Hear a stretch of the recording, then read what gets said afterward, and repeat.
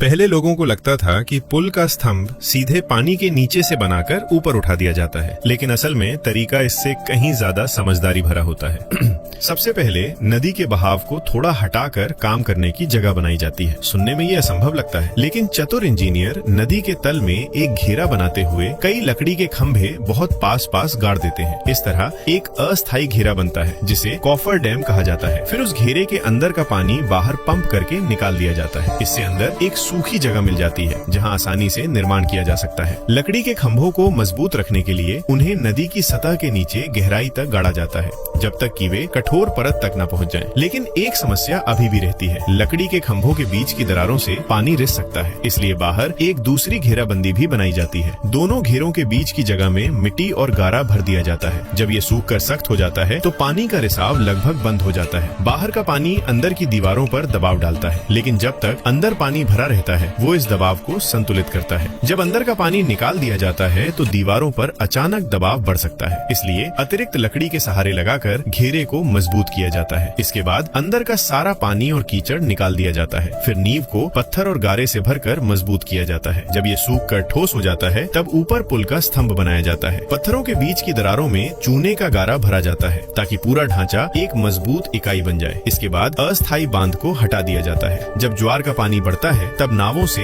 बड़े पत्थर के बीम पुल के स्तंभों के बीच लाए जाते हैं। जैसे ही पानी का स्तर नीचे आता है वे बीम धीरे धीरे सही जगह पर टिक जाते हैं। इस तकनीक को फ्लोटिंग बीम विधि कहा जाता है। फिर उन पत्थर के बीमों के ऊपर समतल पत्थरों से पुल का रास्ता बनाया जाता है। दोनों तरफ रेलिंग बनाई जाती है ताकि लोग गिर न जाएं। इसके बाद पुल के ऊपर एक लंबा छज्जेदार गलियारा बनाया जाता है जो पुल और यात्रियों को हवा और बारिश से बचाता है। इस तरह छत वाला पुल बनता है, लेकिन बहुत अधिक स्तंभ होने से नावों की आवाजाही में बाधा आती है, इसलिए एक नया तरीका अपनाया गया। लकड़ी के ढांचे पर ईंटों से एक बड़ा मेहराब बनाया गया जो नदी के दोनों किनारों को जोड़ता है। जब लकड़ी का सहारा हटाया जाता है तो ये मेहराब अपने ही ढांचे की मजबूती से खड़ा रहता है और ऊपर के पुल का भार संभालता है। लेकिन ज्वार के समय पुल के किनारे पानी के प्रवाह को रोक सकते हैं, इसलिए पानी निकालने के लिए कुछ अतिरिक्त मेहराबदार छेद भी बनाए जाते हैं। इस प्रकार एकल मेहराब वाला पुल विकसित हुआ, जिससे नावों का आना जाना आसान हो गया। लेकिन जहाँ नदी बहुत चौड़ी होती है वहाँ एक ही मेहराब बनाना मुश्किल होता है। बहुत ऊंचा होगा तो चलना कठिन और बहुत नीचा होगा तो भार सहन नहीं कर पाएगा। इसलिए बुद्धिमान कारीगरों ने दोनों तरीकों को मिलाया, पुल के स्तंभों और मेहराबों को एक साथ बनाया। इससे पुल का फैलाव कम दिखता है, लेकिन उसकी भार सहने की क्षमता बहुत बढ़ जाती है। पुल के स्तंभों के आगे पानी की दिशा काटने के लिए नुकीले वाटर कट बनाए गए ताकि बहता पानी आसानी से दोनों तरफ निकल जाए और स्तंभों पर दबाव कम पड़े। अंत में पुल की रक्षा के लिए 2 पौराणिक जल रक्षक मूर्तियां भी बनाई गई। इस तरह आनशुन कॉरिडोर ब्रिज का निर्माण